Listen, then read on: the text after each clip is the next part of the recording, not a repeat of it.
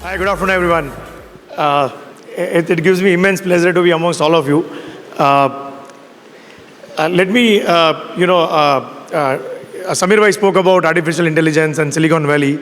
So let me continue on that and build up on that. We all know India is, the third largest startup ecosystem in the world.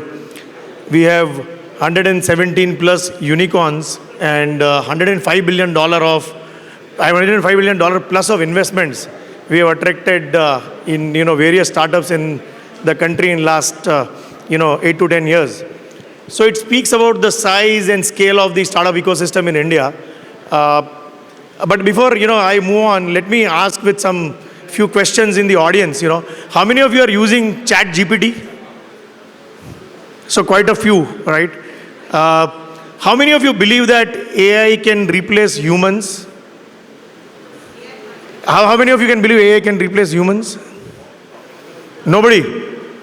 AI will, may not replace humans, but it will replace the work which humans are doing, maybe 20% of it, 40% of it, 80% of it. But the way it will replace at an efficiency of maybe 1,000 times better, 100 times better, 1,000 times better, and it will lead to more and more efficiency. Second question, how many of you believe AI can be CEO of your company? Can you imagine a company being run by AI as a CEO? Nobody. Are you all CEOs or you are worried about your, You will find someday, maybe 3 years, 5 years down the line, the job of a CEO being taken over by AI because you can, train AI models to take decisions, and that's what CEOs do, right? Third question, can humans be immortal? Can humans be immortal? Yes or no? People seem to be really hungry, or I'm trying to put that energy. Can humans be immortal? No. But with AI, may not be in the physical form, but you can create your avatar, you can program it, and you can still, do things which are you wanted to be, after you are gone, and your AI avatar will do, and it can exist for thousands of, years the way you programmed it to, right? So with this backdrop, let me talk about, I met a lot of youngsters and people are asking, how to raise funds, what kind of ideas we should pursue, what do investors look out for when they evaluate investments into startups? So, so it starts with an idea, right? An idea is more like I would say a problem statement. So whenever, we encounter a lot of, by the way, can you name the largest employer in the world? Which is the largest employer in the world? Any names? Sorry? Indian Railways? Anybody else? Sorry? Walmart? The biggest employer in the world is inefficiency, okay? So, and that's what startups do. They find out problem statements, they find out hurdles, and then they attack it. And then they solve the problem in a way that nobody else is able to do it. And some of the peculiarities of ideas, right? If you're working on an idea, what is it that you are trying to achieve for? What are you trying to solve for? So, is your idea something, or is your product something that it creates irreversible trends, right? And when I say irreversible trends is that, let's say you are, buying a ticket, standing in a queue on railway station, and now you are using IRCTC, right? It's an irreversible trend. You can't actually now go back to the queue and, you are habituated with IRCTC. You will keep buying your tickets on IRCTC or, flight tickets on Make My Trip or whatever portal you are using. So these are certain things which are irreversible, right? You create habits or properties which creates trends which are irreversible. Second, whether, idea has a kind of a bragging effect or not. So how many of you, would have downloaded WhatsApp when, WhatsApp would have advertised it? Any one of you who has seen the WhatsApp advertisement and downloaded WhatsApp? Anyone? Nobody.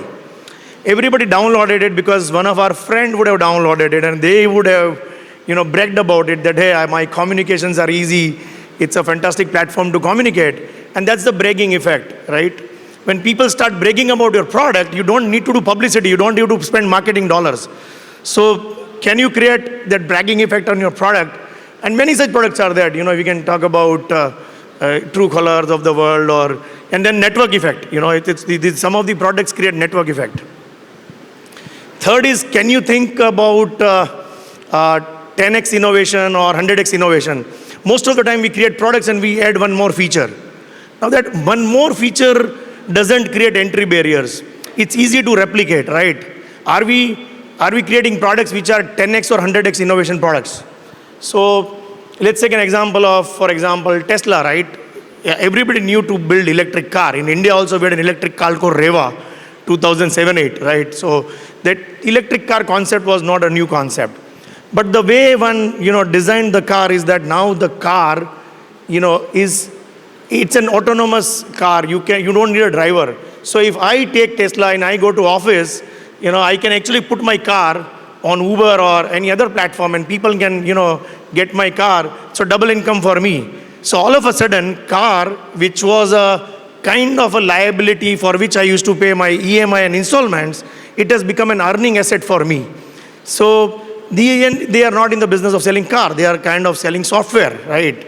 So the think about 100, similarly with the, rockets also, right? The way they have designed it that you can actually get back the rockets. And so the point I'm trying to make is that can we think of innovation at 10x or 100x scale?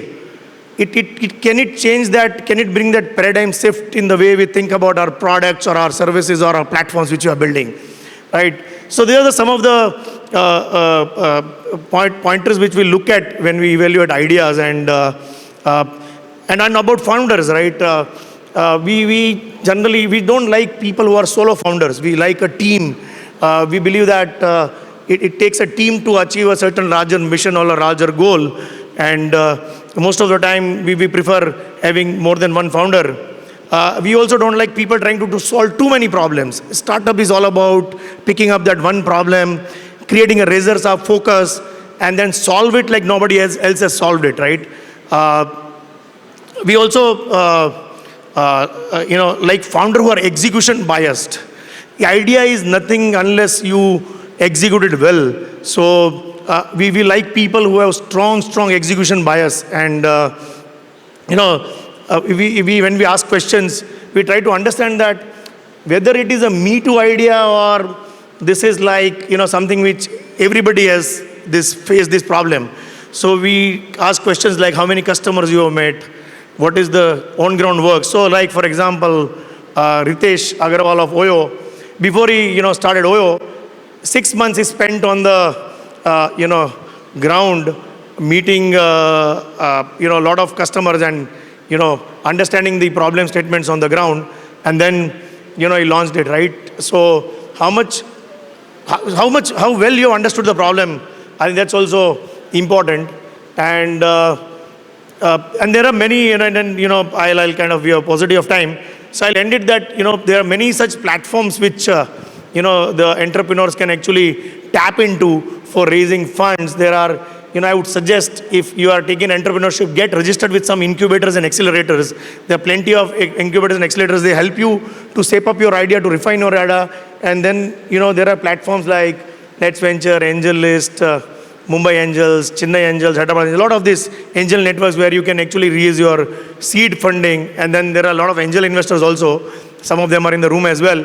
Yeah, we can pitch your idea and, get your funding done. I'm available here in the evening. We can, discuss offline if any questions are there. But thank you for being an awesome audience. I know I've been holding you, between for the lunch, but thank you so much. My pleasure. Thank you.